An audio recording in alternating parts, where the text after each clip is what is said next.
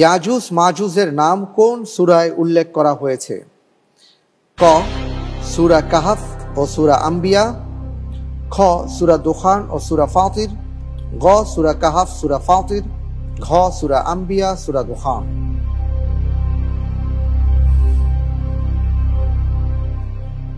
আপনার আরো একটি লাইফলাইন আছে, চাইলে সেটিও ব্যবহার করতে পারেন।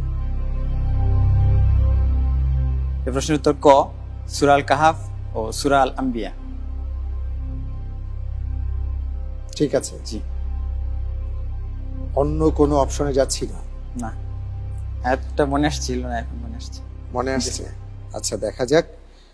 লক করে দেয়া হোক ক সূরা আল কাহাফ সূরা আল আম্বিয়া।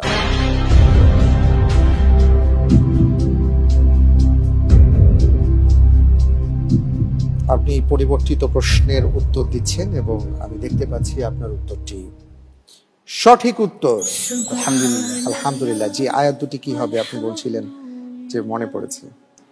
সূরা কাহাফেরটা তো ঠিক আছে, আর ইন্না ইয়াজুজ ওয়া মাজুজ মুফসিদুনা ফিল আরদ। আরেকটা ছিল যে সূরা আম্বিয়ার যেটা হাত্তা ইযা ফুতিহাত ইয়াজুজ ওয়া মাজুজ ওয়া হুম মিন কুল্লি হাদাবি ইয়ানসিলুন। মাশাআল্লাহ।